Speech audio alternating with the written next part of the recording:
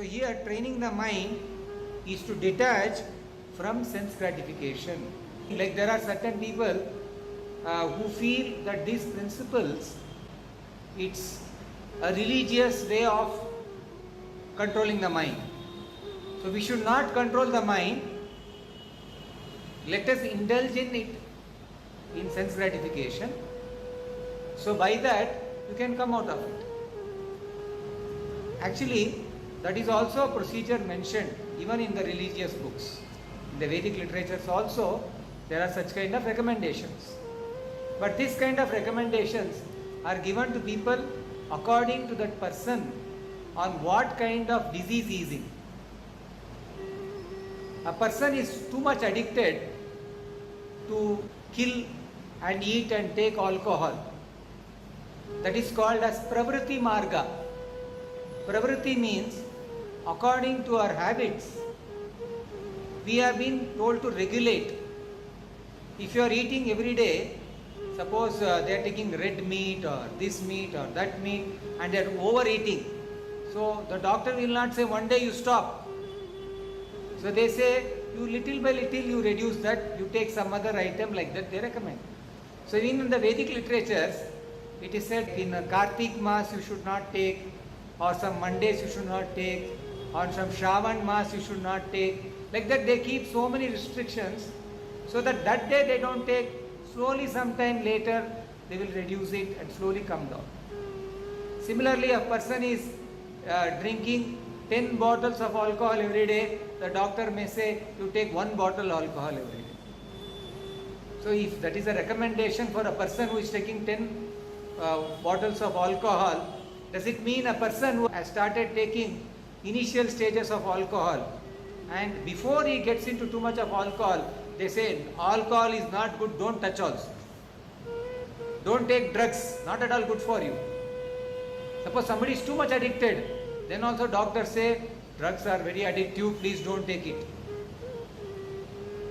I heard about one drug in US. I don't know whether it's LSD drug or some other drug. When the drug was released, generally any drugs are released for medical purpose. Sometimes the black market people, they take some drugs which are not allowed by government, more than a certain percentage, you have to take prescription. The doctor has told that you have to take prescription, maybe you are not able to get sleep, you can take. I heard in United States of America or in United Kingdom, most of the Western countries, these tranquilizers, the sleeping pills, they are the most sold than anything in the world. In the market they have high value, and when they are not given properly, according to the prescription, they get into the black market. Can you imagine now, when in India it was poor country and people have having pension because of poverty. Actually poverty also gives us anxieties. It is said Daridra dosha gunanashi. All our, by Daridra, in poverty, all our good qualities also are lost. So too much of poverty is also difficult. So it requires a decent living. But if suppose somebody is got into so much of richness also, and they are getting everything, but still they don't get proper sleep. Okay, you are a poor man, you don't have any money, so in India you don't have anything, you are suffering. But there you are having money, you are having sense gratification, you have alcohol, you have men, women, big cinemas, everything, but still you want drugs. Why? You want drugs to sleep. So in America, one drug which scientists was restricted in the market, that they should not release that because it is becoming addictive. So the black market people went to that scientist and asked, give the formula to me. So that scientist told, I will not give you, because I have promised to the government that I will not release this. So they offered him some amount of dollars.